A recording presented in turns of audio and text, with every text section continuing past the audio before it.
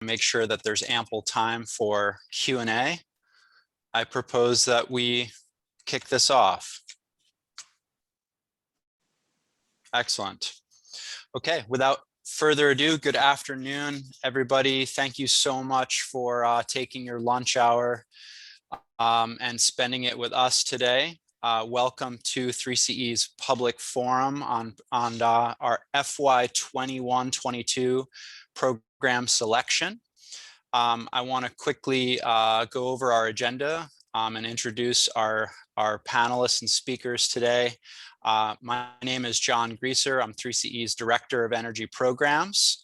And I have here Seth Capron, Chair of the Ad Hoc Committee of the Community Advisory Council, Dan Bertoldi, who is the Manager of Energy Programs for 3CE, and Kevin Miller, who is Energy Programs Analyst and will be helping run the Zoom today. Can everybody hear me okay? So I guess they're not elevated to say so, but hopefully everyone can hear. Excellent. Okay.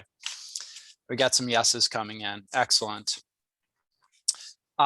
So the purpose today is to provide an opportunity for you all to provide feedback, ideas, questions, suggestions, and eventually to provide us some feedback via a survey on the shortlisted program concepts that went in front of the Community Advisory Council on April 7th.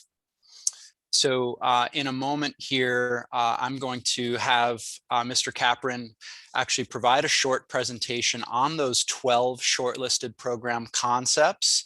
And we want to leave the lion's share of the time this afternoon for robust Q&A with you all before, again, wrapping up with a program survey. I do want to quickly remind everyone of how we got here and where we are at in the process.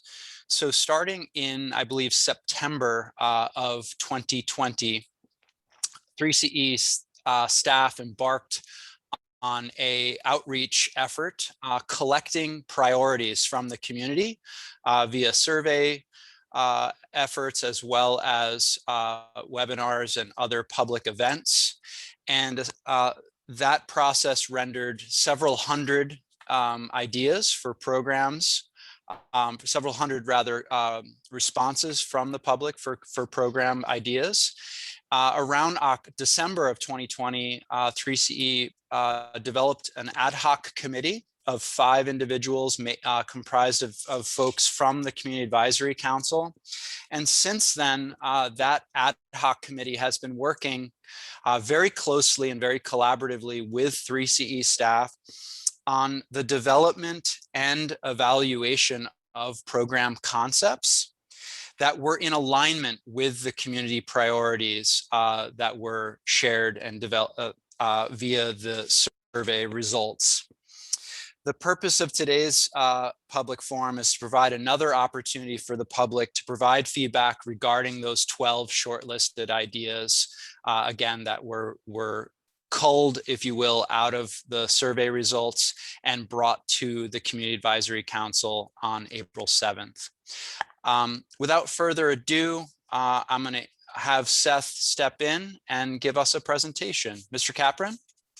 Thanks, John. As John said, I'm going to try to be very brief because really the point of this meeting is to hear from the community on your ideas.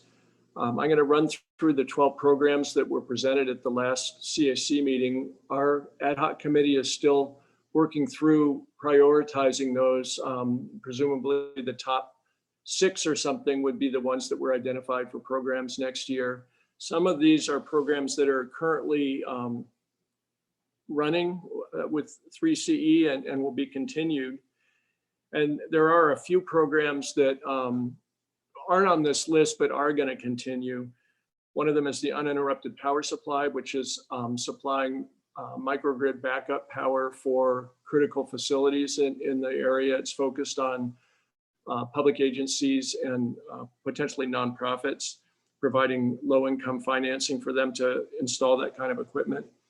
Also working with AMBAG to do greenhouse gas audits for all the jurisdictions in our service area, and a program to provide funding for jurisdictions who pass REACH codes to upgrade the energy codes in their building code. And the programs we're looking at are divided up into areas, and you want to move to the next slide. The first area is agricultural electrification, and we can go to the next slide. This program is already underway. It's providing incentives for ag industry participants to take diesel pumps and convert them to electric pumps. It could include service upgrades as well as the cost of the equipment itself. And also farm tools, tractors, vehicles. So various fossil fuel equipment that could be converted to electricity. Next slide, please. And the next slide after that.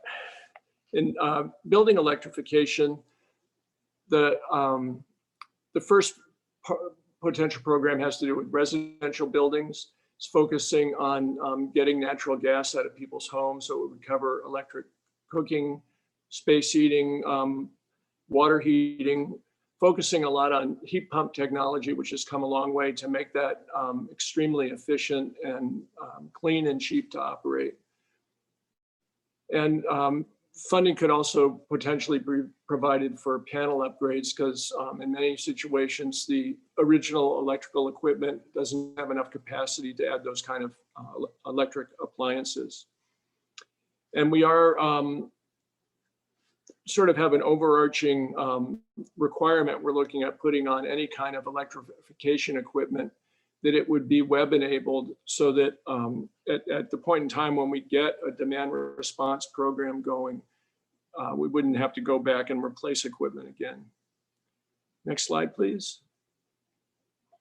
The commercial electrification program is very similar, but focused on commercial customers and their equipment, and the process of dealing with them is a little different than homeowners. I think the residential electrification, I think there's a lot of interest in that. It's a tough part of the market to move. People just tend to not be motivated to spend money on switching out equipment unless their old equipment is going out.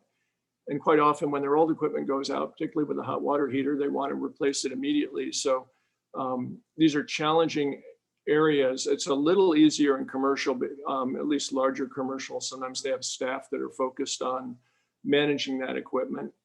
But it's an area that's really a new area. And we do have a program that just started up recently, but there's a lot of work to be done in this area. Next slide, please. This is also an existing program to provide incentives for housing developers to build all electric buildings instead of, or all electric projects. If it could be a subdivision, it could be a multi-family apartment building. And we've had a focus on low-income properties, whether those are managed low-income apartments or single-family low-income homes.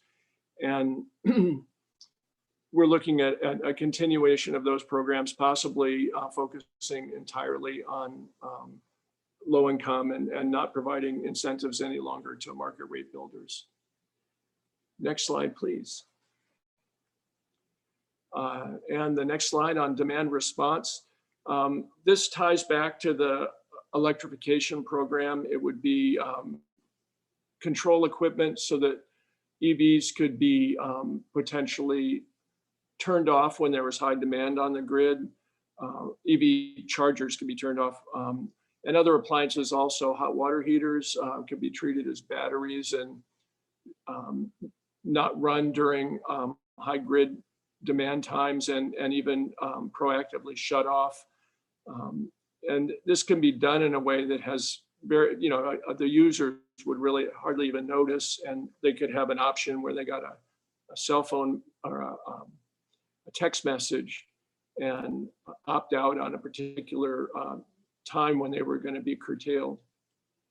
This is a pretty new area in technology. Some other CCEs have been doing it, and it holds a lot of promise, and one that we've talked about a lot. Next slide, please. Commercial demand response is similar in some ways, but has to do more with larger users, which can have a big impact when they are shut down. And actually, you know, it could involve having to shut down operations at a commercial property, not a retail property, but a manufacturing property or ag pumping, various things. So it's tricky to coordinate it in a way that is economically feasible for the commercial user, but there are some programs out there that we've been looking at that we could model a program after. And the next slide, please. The energy education program, that's a little bit of a misnomer because I think this is more broadly a grant program, and energy education would be one of the potential areas for people to apply for grants. I think that all of the people on the ad hoc committee recognize that this is a foundational, very important part of our programs, and it basically ties to almost all the other programs that what we're really trying to do. Our programs aren't funded to the level where we can go out and electrify the energy economy in the 3CE area. What we're trying to do is move the technology forward, make it mainstream, get the word out on the street. So a big piece of being successful at that is getting people to understand, you know, people know about climate change, but everybody doesn't know how the only way we're going to get past it is to electrify our entire energy economy. There's also a provision in this proposal to include money for innovative work. That's a pretty broad category, but there's so much of what's moving things forward and changing in this energy area that's cutting edge that we think it's appropriate to put some amount of resource into participating and into pushing the envelope. And I think that pretty much covers that slide. We can move on to the next one.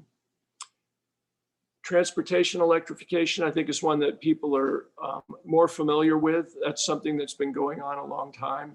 And that 3CE put together a program very quickly due to the Air Board's program running out of money earlier this year. And the staff was able to stand up a program in about 3 weeks, which was phenomenal. And it's been very successful. There's been a lot of uptake in it. It is partially focused on low-income communities and trying to get that part of our population in EVs. In the past, it's been something that, you know, it's been a lot more higher income individuals buying EVs. And we've had some success in getting some uptake from low-income members of our community also. So we're looking at the possibility of continuing that program. Am I on the wrong slide? Oh, okay, yeah.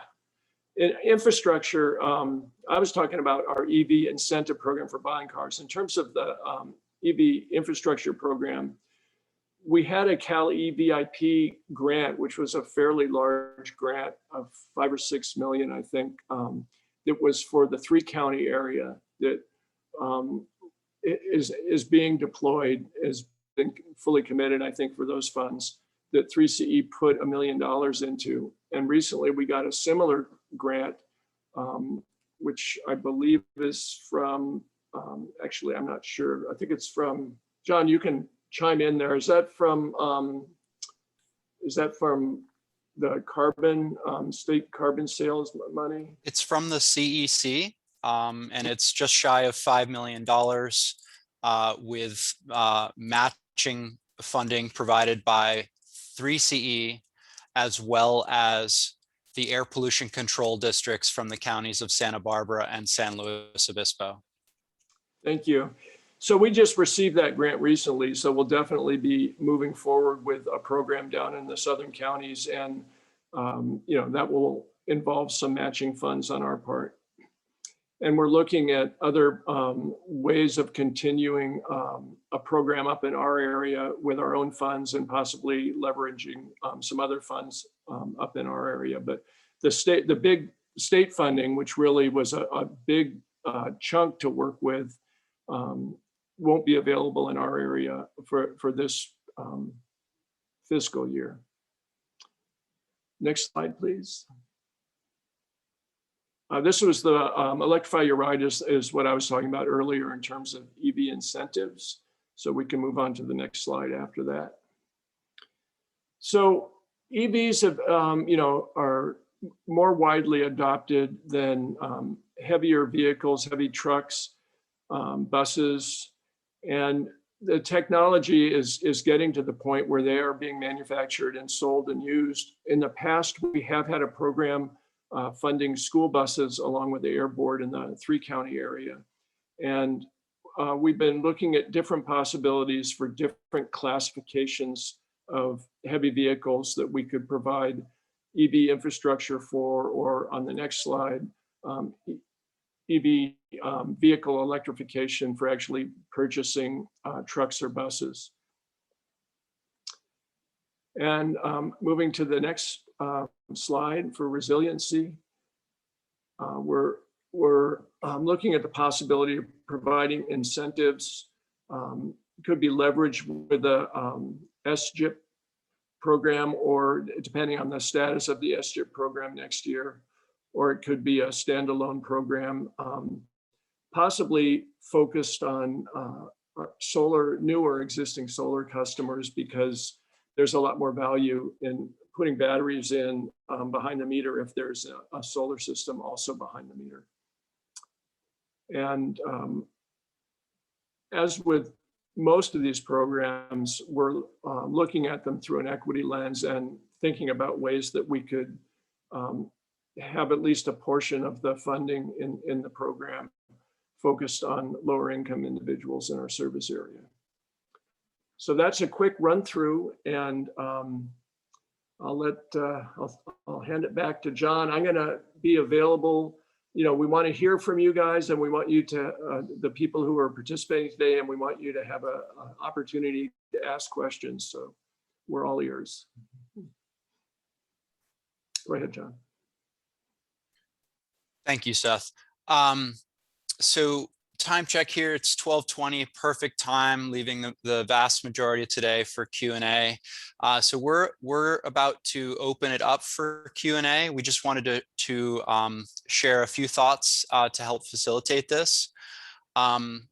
We ask that you use the Zoom raise hand function, and Kevin will elevate you so that you can share your question if you'd like to verbally with the rest of the audience. We'd like to ask, just given how many people are on, there's close to 40 people here, that you limit your questions or comments or ideas to approximately 3 minutes to make room for others. If you're not interested in sharing your question out loud, or you want to create some redundancy, please feel free to submit your ideas, questions, comments, etc. in the chat box at any time, or using the Q&A function. I guess our preference would be for chat. You can also submit any questions directly to us after the event at our email, programs@3ce.org. And very lastly, we ask that you attempt to focus or provide those comments, questions, and suggestions to Seth and to 3CE staff, really on programs and program concepts. If you have any questions regarding cost of service, net energy metering 3.0, or generally on budget, we ask that you not ask those questions during this webinar, and you can submit them to 3CE separately. We're happy to respond to them. Assuming I didn't miss anything, why don't we open it up for Q&A? Dan and Kevin and Seth are all available to help facilitate, and I can direct accordingly. Great. Thank you, John. First question is from Tessa. Tessa, I'm going to go ahead and allow you to talk, and then you just have to unmute yourself. Thank you so much, Kevin. This is Tessa. Thanks all for putting this on. I do have a question after reviewing your meeting minutes for the most recent CAC meeting. On page 15, there's a scoring matrix for electrification for the education grant. You had mentioned that community input is a key pillar in evaluating these programs and creating the shortlist. Can you talk a little bit more about what goes into evaluating these programs for your ratepayers? Thank you. Well, it's been a pretty involved process. This is Seth speaking. The ad hoc committee was formed in late December, and we've been meeting about twice a week since then. So we've had a lot of meetings. We started out with a member of the ad hoc committees. We had about 120 program suggestions that we started with. Those were gathered from members of the public and from 3 CE staff and members of the Community Advisory Council.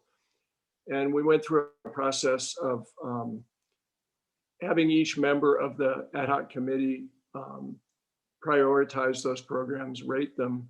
And we were rating those based on 13 different criteria that we came up with greenhouse gas reduction being at the top of the list, but a number of other factors taken into consideration. Equity was very high on the list, cost effectiveness. It was a very extensive list. So we weighted our evaluation of the programs based on how we had ranked those criteria and how important they were in making our selections.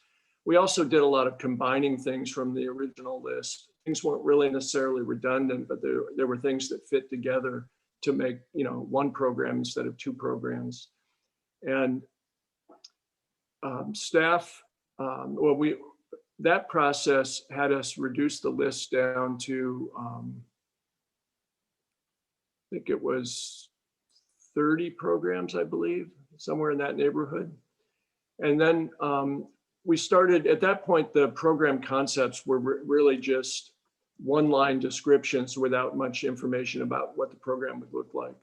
So at that point, staff started working with us to talk more about what the programs might actually look like so that we could do a more in-depth evaluation as we added more detail to the program descriptions. And we went through the whole process again and worked that down to the 12 programs that are on the list now. And we're currently in the process. Staff has done a SWOT evaluation. And Kevin, maybe you can jump in and remind me what that acronym stands for. I can field that, Seth. So the SWOT evaluation looks at strengths, weaknesses, opportunities, and threats. Something we like to do. So that's looking at kind of the pros and cons that might not be obviously self-evident and trying to lay those out explicitly. And staff also has been providing us with material with more analysis, looking at programs that other agencies have run in the past. So it's been a long process along the way. We've had our meetings, plus there's been a couple of workshops like this where we've solicited public comment. And we'll be bringing recommendations to the CAC at their June 3rd meeting.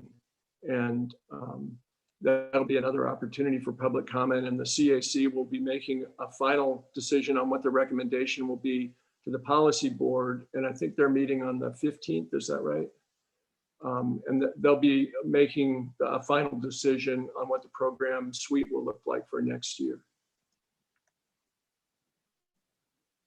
Thank you so much, Seth. If I may add another just to tack on, how many surveys did you put out in regards to getting community feedback for these programs? I think let staff speak to that. They did a survey early on, and they can provide some information about the scope of that.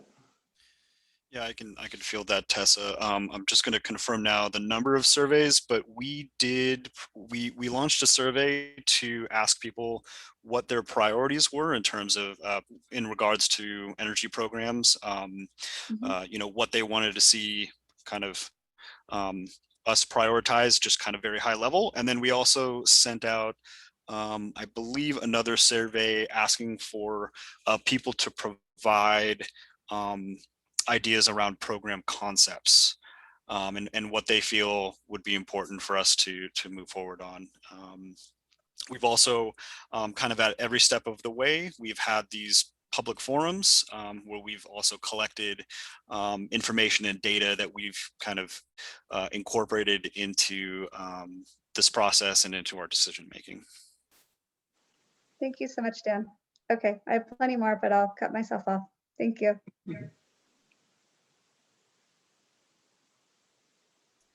Okay, next is Barry. Barry, go ahead and unmute yourself and ask away. Yeah, I was pleasantly, I was pleased to see that there's programs either ongoing or proposed for both residential demand support, and then there's electric vehicle infrastructure programs. And I think a great combination of the two would be making subsidizing electric vehicle smart chargers for residential use that could be, you know, programmed to prioritize electric vehicle charging during periods, for example, bright sunshine when there's we've got all kinds of solar energy being curtailed because we can't use it all in California. But smart chargers, making those available to electric vehicle owners, that would be my suggestion. Thank you. Thank you, Barry. And maybe I could just comment, I think that, you know, we're talking about any vehicle charger subsidy or incentives that we provide would have some specifications that those chargers had the kind of capabilities that you're talking about. Good. And I'll just add, Barry, thank you for your comment, that the program that we currently have, I'll use this as an opportunity to do some promotion and ask you all to help promote it. So we right now have two important transportation electrification programs open. One of them is Electrify Your Ride, one is Charge Your Ride, and they work in together. One focused on the EVs themselves, and the other one focused on both level 2 chargers, as well as a rebate to cover the time and material expenses associated with any electrical work that may need to be done. Both including, you know, the wiring and circuitry itself, as well as any updating, right up to replacing your electrical panel if necessary. Oftentimes it's not necessary. So I just wanted to call everyone's attention to that. And also to your point, Barry, more specifically, and my staff can probably help me with the specifics, but insofar as the chargers are concerned, we are sort of requiring that they be future-proofed, if you will. They need to be UL listed, and I'm scrambling to find the exact specs right now, but you can find them on our website. Dan, can you recall? Yeah, so we, for our Charge Your Ride program, and I think for any future program where we incentivize chargers, a minimum requirement is that it is open ADR compatible, 2.0 compatible, or equivalent. So, you know, that just provides, you know, for a future demand response program that can kind of have that type of functionality. And you can find all these details in the downloadable program design guide on our website that makes these specs clear. And lastly, I'll just say that the base incentive available for homeowners is $400 for those level 2 chargers, up to $2,000 for the electrical work. There's both a base incentive for homeowners and multifamily, and then a low income incentive for multifamily and for homeowners.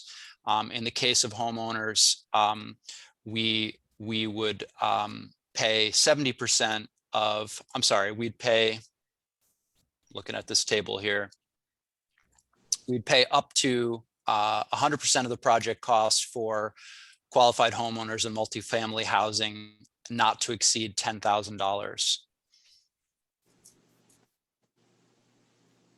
So we want you to take advantage of it. Thank you. Alrighty, thank you. Next question is from Dwight. Hold on one second. I'll have to promote you, Dwight, to panelist briefly here, since it says you're using an older version of Zoom. Go ahead and ask your question. Okay, thank you.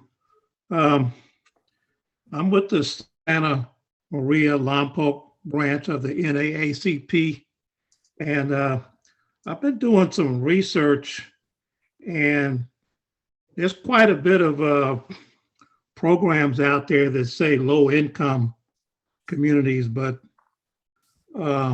people are using different qualifiers for low income, or they're just not saying what low income is. But I'm assuming that you're using state and federal guidelines when you say low income. So that's my question. Dan, do you want to take that in explaining the CARE and FERA standards? Yeah, so to date, we look at sort of to do income qualification. We look at CARE or FERA enrollment with PG&E.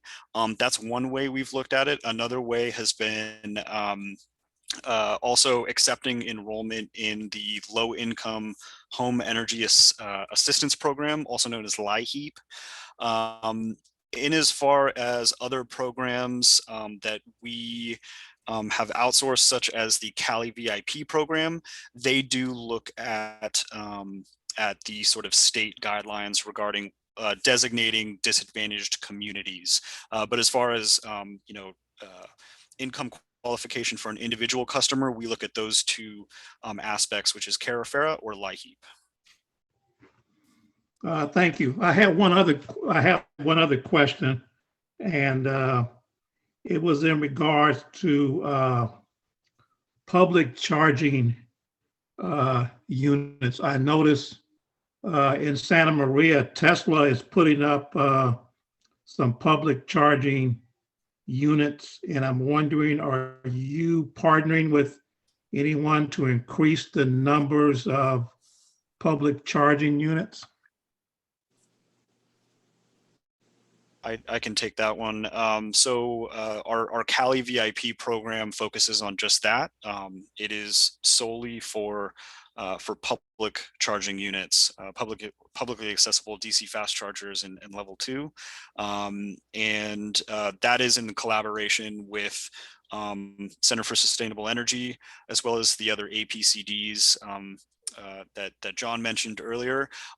They do collaborate with a variety of vendors, and I believe that does include Tesla, amongst others.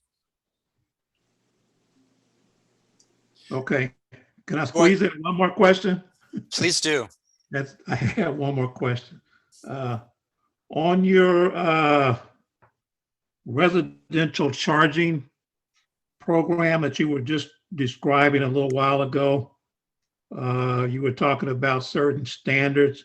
Do you have a list, or do you have a list of installers that you would recommend? I know there's a Grid Alternatives has a list of electrical installers that they would like people to use. So do you have that requirement? We don't have, thanks for your question, Dwight. We don't have that requirement today. We may entertain, depending upon feedback and the ad hoc committee's considerations, mechanisms to qualify or pre-qualify contractors in the future in support of regional workforce education and training goals, but we don't currently have that today. I also wanted to mention that I put the design guide, a link to the design guide in the chat if you can access it. And I also wanted to request of my colleagues that we are mindful of using acronyms today. And let me pause and say, Dwight, are you familiar with the investor-owned utility or California programs for that are previously referred to as CARE and FIRA? Do you know, are you familiar with those acronyms? I'm starting to become familiar with them as I do research on that, but I'm not, that would be one of the problems I would have when trying to hold a community forum or to educate the community, is that you guys have so many acronyms. Yeah, we do. I mean, for the average person outside of your industry, it's kind of confusing. Yeah.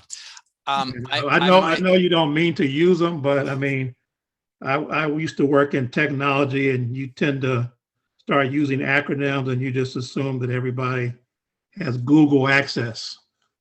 So yes, maybe you could have a program where you could start using just regular plain folk talk. I think more people would probably participate in that. that is a great idea. That might be the most popular program we offer. Running the risk of putting someone on the spot, I'm curious that we actually have we have somebody from the Community Action Partnership of San Luis Obispo County on the line here.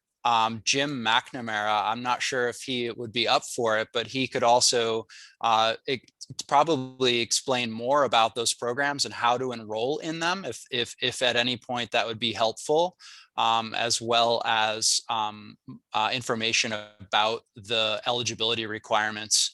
Jim, are you up for that challenge briefly?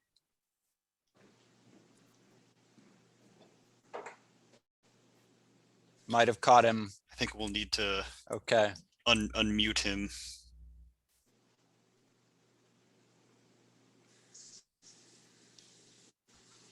Jim, did you catch that?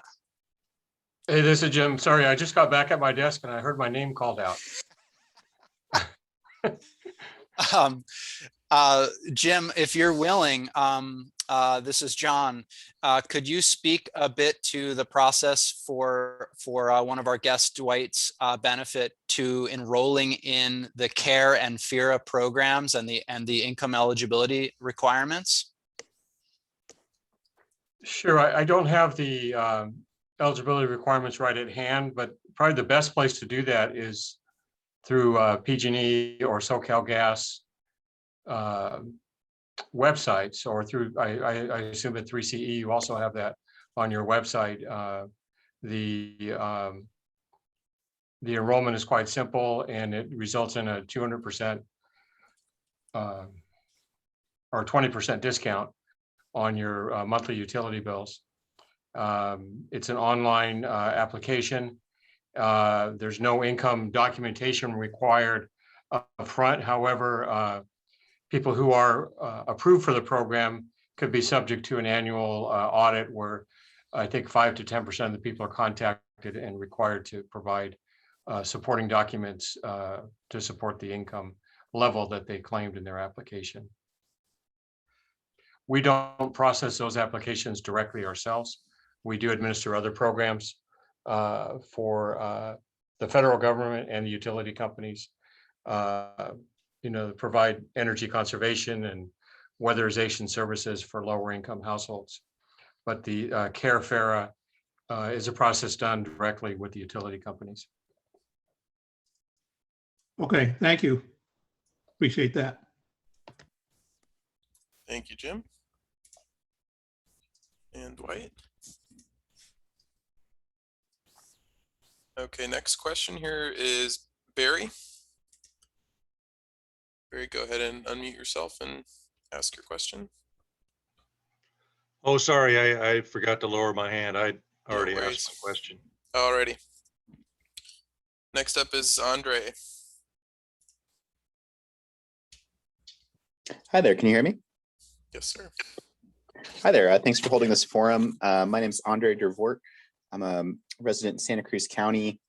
I'm also on a taxpayer oversight committee for Santa Cruz County's Measure D transportation improvement tax measure.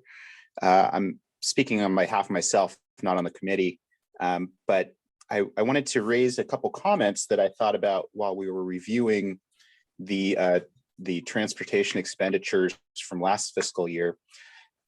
We saw a lot of opportunity for more kind of collaboration. One of the stated goals of Measure D, which raises tax funding for transportation improvements, is in reducing greenhouse gases and also in matching grant funds that become available for transportation purposes. So those are two very big goals of the Measure D program. And these are funds that are available generally for all of the public works organizations in Santa Cruz County, as well as Santa Cruz Metro and Lift Line. So my general comment is that the programs you're considering for electrification of both small and medium-sized vehicles would certainly be a great opportunity for partnering or doing direct outreach to the cities and Santa Cruz County and the RTC to take advantage of and maybe get some creative programs off the ground when it comes to electrification of transportation, but also meeting the goals of Measure D, which is to overall reduce greenhouse gas emissions from our transportation system. So that's my comment. Thanks for holding the forum. Thank you so much. Maybe I could respond to that. Electrifying transit buses are something we have talked about a lot, and is on, it's on our short list of things we're considering. Just want everybody to realize all of the things on our short list are great programs, and we won't be able to do them all next year. So the ones that we don't do next year won't because they're not a great program, but that is still in the running in our discussions, is possibly including some transit buses.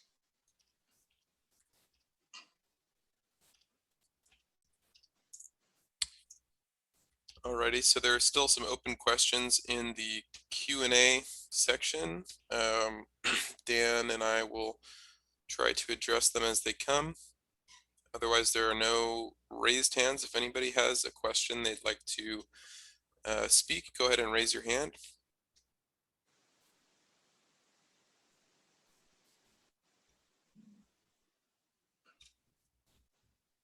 Okay, Amber.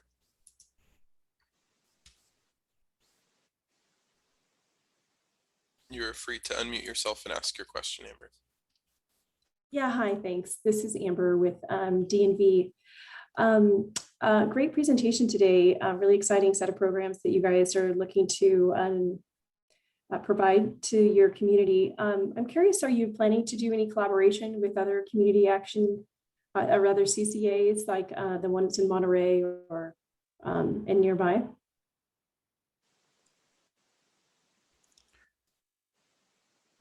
Well, I can answer part of that.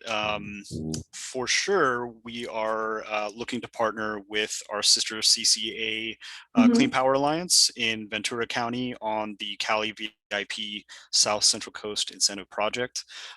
We also collaborate really closely with other CCAs and with other public agencies on programs. I may be missing a couple of other examples I could provide, but I mean, to simply answer your question, yes, we do like to partner with other public agencies. Okay, and are you guys planning to do self-implementation of these programs, or are you essentially contracting them out. I can handle that, Dan, and I'll add to the first answer as well. And that is, as a part of this process, several members of the ad hoc committee, as well as staff, have had many meetings with other CCAs that have been either up and running longer than we have, or have had specific program design and implementation experience that we were able to benefit from. We've had conversations, several conversations with Clean Power Alliance, with Sonoma Clean Power, with East Bay, San Francisco Clean Power. We're meeting today with Marin Clean Energy. The list goes on. So there's a lot of sharing that goes on in that community insofar as sharing resources, program designs, lessons learned, et cetera. So it's definitely a critical part of what we do, and any opportunity to not have to build a wheel ourselves, we're open to. To your second question, it is a little bit to be determined. And honestly, perhaps it's a great question for Chair Capron to answer, because it's going to be part and parcel of what the ad hoc committee recommends to the Community Advisory Council. Historically, we have leveraged. Historically, we have not done. We've done a lot of in-house implementation, and we have not done as much utilization of third-party vendors or consultants or implementers. There's a few exceptions. Dan mentioned the Cal EVIP program, which is administered for us by the Center for Sustainable Energy. But we would love actually to hear from all of you about what you think we should be doing. And I would also ask Seth if he'd like to respond to this question as well. It's a very important question. Thank you. Yeah, our program is really, pretty much in its infancy, and we're really still ramping up. And we have a limited staff. There's only 4 slots for programs currently on the staff. And so I think it's going to end up being a blend. Some programs lend themselves to doing in-house. They require a relatively small amount of administration.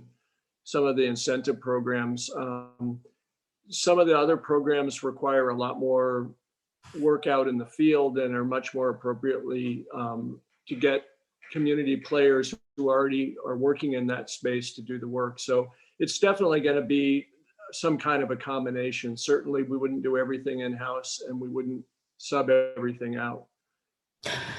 Yeah, so here at DNV, we're actually in the process of evaluating Marin Clean Energy's electrification income qualified program. The CPUC sponsored report is, or required report is going to be posted in a couple of weeks. We also were heavily involved in the electrification evaluation for SMUD. And some of the most interesting takeaways for the SMUD evaluation was just how unnecessary it was for panel upgrades in domestic hot water and space heating. The loads were never, met or even got close. So one recommendation would be to do some early monitoring for your installations. We also found through our work that a very limited amount of contractors that are available out there to provide both the heating and plumbing services. So quite a bit of training is necessary, workforce education and training, and also just general surveying of customers. Customers have not a lot of appetite for these measures or exposure or knowledge of them. And particularly people have very little appetite for electrification of cooktops.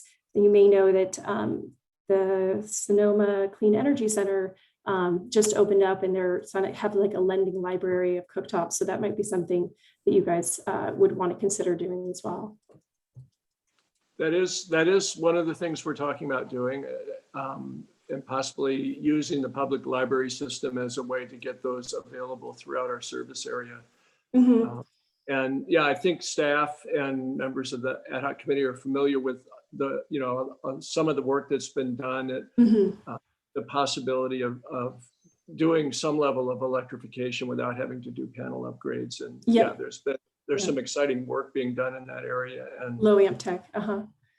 yeah. Yeah, and then an omission, and I have a personal just grievance of it because I'm in the process of buying a new appliance and looking at a Wi-Fi connected. It's just the omission of rebates available for helping people get those Wi-Fi enabled appliances to help, load shifting and stuff. So maybe a consideration for your measure listing. Thank you very much. I did respond, Amber, in the Q&A, but if possible, it would be great if you were able to share those evaluations if they're publicly available with 3CE's ad hoc committee and staff. Yeah, I can direct you to the CPUC program manager on the evaluation side. Her name is Sarah, and she could more timely let you know when that's going to be available, as well as those at SMUD. I don't know that SMUD's report will be available, but certainly if it is, I'm sure they'd be happy to share it. And I know that CPUC sponsored evaluations are always like on CalMac and their various websites. So here, I'll just post my email address here if you guys want to reach out to me directly. Appreciate it. Thank you. And we've also been in close correspondence with Scott Blanc from SMUD. Okay, great. Well, thank you. This is, again, great presentation, very exciting list of measure offerings, and hopefully we'll all be able to electrify. Thank you, Amber. Any other questions from the attendees? Feel free to raise your hand.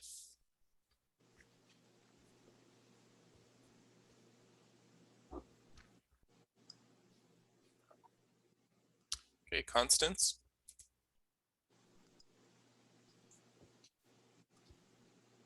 Constance, you're free to unmute yourself and ask away.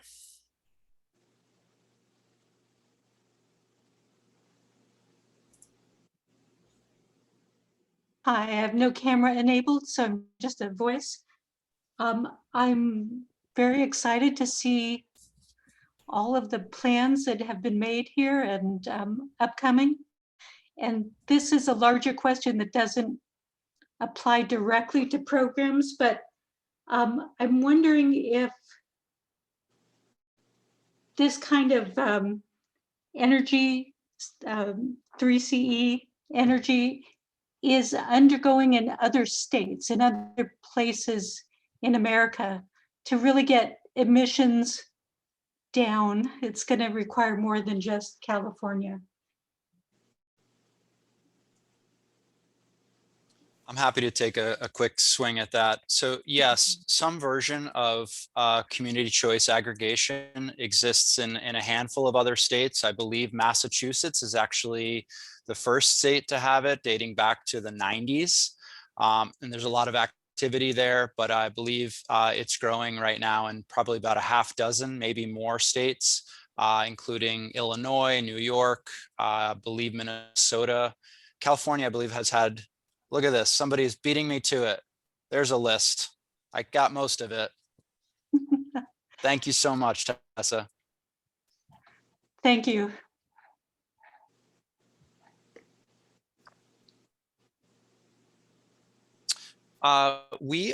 It's 12:57. There's I'm happy to stay on. I'm sure Seth would as well. I know Dan and Kevin need to jump at 1. I'm happy to stay on if there's any further questions, but I do want to just quickly speak to what's coming next. Kevin, if you could advance a slide for me, please, or Dan rather. And so following this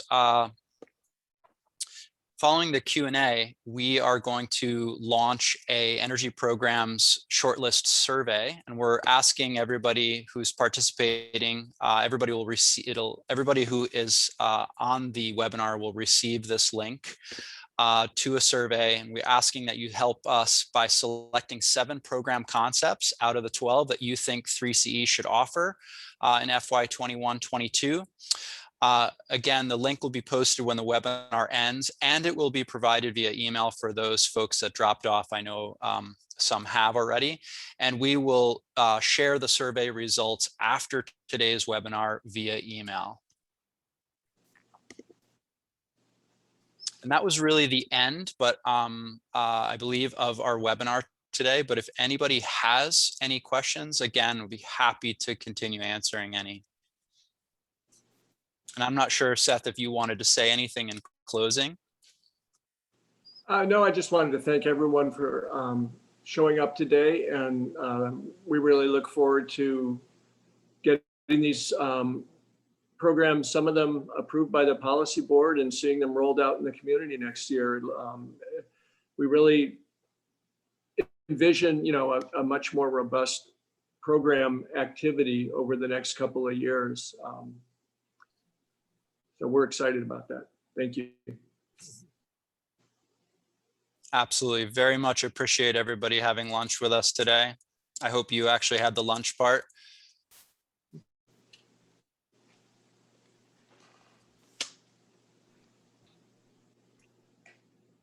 Thank you, everyone, very much, everybody. Really appreciate it.